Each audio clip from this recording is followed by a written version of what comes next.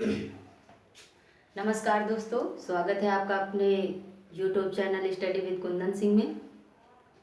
देखिए, टीजीटी का जो है विज्ञापन आ चुका है और आशा करती हूँ कि आप लोग जो है आपके जो सब्जेक्ट है सोशल साइंस में, तो उसमें किसी बच्चों का जो है हिस्ट्री होगा, सिविक्स होगा, इकोनॉमिक्स होगा, ज्योग्राफी होगा।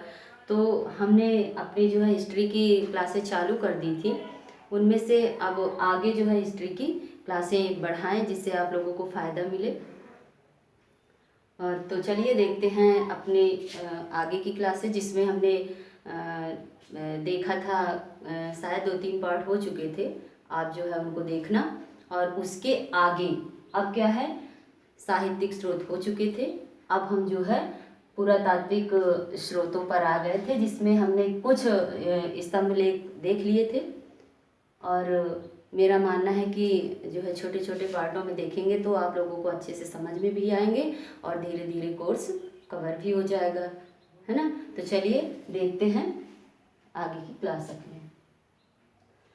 देखिए इसमें जो है हमने आज लिया है पुरातात्विक स्तंभ लेख। पुरातात्विक स्तंभ लेख में हमारा पहला है प्रयाग प्रशस्ति या प्रयाग स्तंभ लेख। आपसे पूछा जाएगा कि ये कहाँ पर जो है पाया गया था, तो हम इसे बताएंगे यह प्रयागराज या इलाहाबाद में पाया गया था।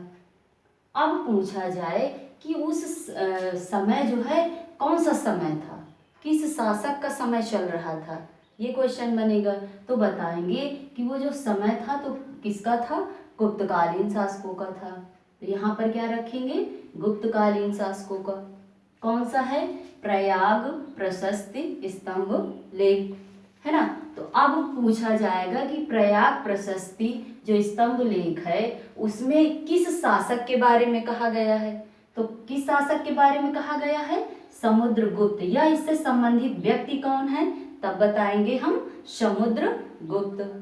अब आपसे पूछा जाए कि ये जो प्रयाग प्रशस्ति स्तंभ लेख है इसमें किसके बारे में लिखा है, क्या कहा गया है। तो इस प्रयाग प्रशस्ति स्तंभ लेख में जो समुद्रगुप्त की विजयों का वर्णन किया गया है। अब आपसे एक क्वेश्चन बनेगा कि इस प्रयाग प्रशस्ति स्तंभ लेख की रचना किसने करवाई। तो क्या बताएंगे, इसकी रचना करवाई थी इनके ही कवि थे, हरिशेर। हरिशेर ने इसकी रचना करवाई। और किस उसमें करवाया, किस शैली में करवाया। तो क्वेश्चन बनेगा कि उन्होंने काव्य शैली में प्रयाग प्रशस्ति की रचना करवाई। अब देखिए, अब आगे चलते हैं, मथुरा स्तंभ लेख। ये कहाँ पाया गया है, किस जगह पाया गया है, तो बताएंगे मथुरा में। मथुरा यूपी में पड़ता है। अब देखिए समय किसका था, तो बताएंगे गुप्तकालीन। ये जो इस तरह डैश पड़े हैं यही चीजें हैं जहाँ पर, वैसे मैंने उठाया ही गुप्तकालीन जो शासक थे उनके स्तंभ लेखों को, है ना। तो पूछा गया कि मथुरा स्तंभ लेख कहाँ पर है, किस जगह पर पाया गया, तो मथुरा यूपी में। किस शासक से या किस समय का था, तो गुप्तकालीन समय का था। किस शासक से संबंधित था, तो बताएंगे गुप्तकालीन शासक थे चंद्रगुप्त द्वितीय, या इन्हें विक्रमादित्य के नाम से भी जाना जाता है। अब इस उसमें मथुरा स्तंभ में किस चीज का वर्णन किया गया है, विशेष बात क्या लिखी हुई है इसमें, तो बताएंगे कि इस स्तंभ में ये जो प्रथम गुप्त अभिलेख था तो वो किसमें पाया गया है, और इसी प्रथम गुप्त अभिलेख में किसका वर्णन किया गया है, तो जो गुप्त संवत चला था, गुप्त संवत में जो प्रथम वर्ष का वर्णन किया गया है। इसी स्तंभ लेख में एक बात और कही गई है, जो हमारे उदिताचार्य थे इनका वर्णन भी किया गया है। आगे देखिए, अब चले हम ऐरण स्तंभ लेख। देखिए ये 3 हैं और तीनों से क्वेश्चन बनता है आपका, ठीक। तो ऐरण स्तंभ लेख पहला देख लेते हैं। तो ये स्थापित कहाँ पर है, मतलब हैं कहाँ पर, पाए कहाँ पर गए, तो ये एमपी पर पाए गए, ऐरण स्थान पर, मध्य प्रदेश के ऐरण स्थान पर ये तीनों स्तंभ लेख पाए गए, ठीक। अब इसमें पूछा जाएगा, पता नहीं इसमें कौन सा आपसे पूछ लिया जाए। जरूरी है कि हम इन तीनों को एक साथ देख लें जिससे यह समझ में भी बना रहे। तो देखिए पहला देखते हैं, ऐरण स्तंभ लेख कहाँ पर है? तो ऐरण मध्य प्रदेश में। इसको हमको अलग से याद नहीं करना, एक को याद करेंगे। है कहाँ पर? एमपी में। समय किसका था? तो गुप्तकालीन शासकों का ही था। तीनों में अलग से कुछ नहीं याद करना। अब देखिए एक ऐरण स्तंभ लेख जो किस शासक से संबंधित था? तो समुद्रगुप्त से संबंधित था। ऐरण स्तंभ लेख पाया कहाँ गया? एमपी में। और जो समय किसका था? तो गुप्तकालीन शासकों का। और किस शासक से संबंधित था? तो समुद्रगुप्त से संबंधित था। अब देखिए इसमें जो समुद्रगुप्त से संबंधित ऐरण अभिलेख है, इसमें किसके बारे में कहा गया है? तो जब शासक हमारे संबंधित है समुद्रगुप्त, तो समुद्रगुप्त के व्यक्तिगत मामलों की सूचना के बारे में इसमें बताया गया है। तो पहला हो गया समुद्रगुप्त। अब दूसरा देखिए, दूसरा ऐरण स्तंभ किससे संबंधित है कहाँ पर? तो वही एमपी पर। ऐरण एमपी पर। किस समय या किस काल से संबंधित है? तो गुप्तकालीन से संबंधित है। अब देखिए किस शासक से संबंधित है? एक हो गए समुद्रगुप्त से, दूसरा किससे संबंधित है? बुद्धगुप्त से। बुद्धगुप्त से संबंधित है। अब पूछा जाए कि जो बुद्धगुप्त से संबंधित ऐरण अभिलेख है, इसमें कौन सी मुख्य विषय रखी गई है, क्या उसमें लिखा गया है?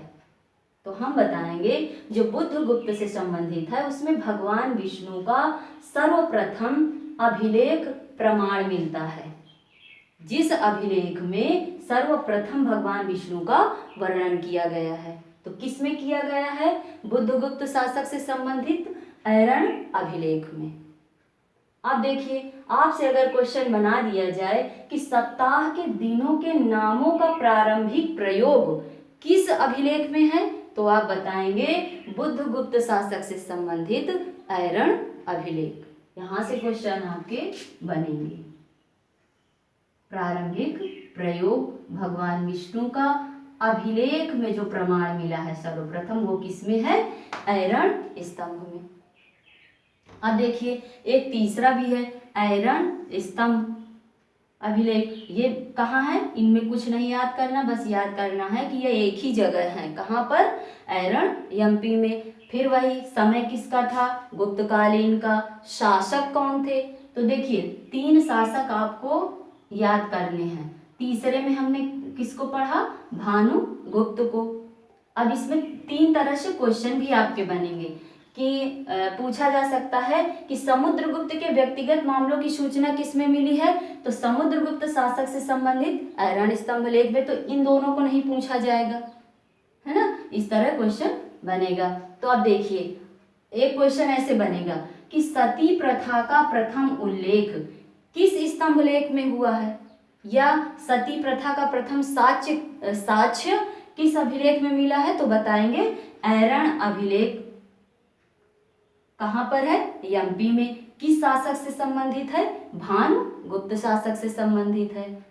भानुगुप्त के मित्र थे गोपराज, जो किसी युद्ध में शहीद हो गए थे। तो जो उनकी पत्नी थी उन्होंने अपने आप को चिता में जलाकर सती कर दिया था। यहाँ से क्वेश्चन बहुत बना है ये वाले में, तीसरे में। ठीक, तो अब देखिए ये रही हमारी छोटी सी क्लास। अब इसमें क्वेश्चन भी अगर आप चाहें तो इस तरह बना के देख भी सकते हैं। अगर आपको इनके आंसर आए तो आप लोग इनके जरूर कमेंट के माध्यम से आंसर जरूर देना। देखिए कैसे क्वेश्चन बनेगा कि हरिसेन द्वारा रचित प्रयाग प्रशस्ति किस शैली में है? अभी मैंने बताया आपको जब मैंने क्लास शुरू की तो किस शैली में हरिसेन ने रचना की है। यह आपको आंसर जो है कमेंट के माध्यम से देना है। अगला क्वेश्चन, प्रयाग प्रशस्ति किस सम्राट से संबंधित है? ये जो प्रयाग प्रशस्ति अभिलेख है किस सम्राट से संबंधित है?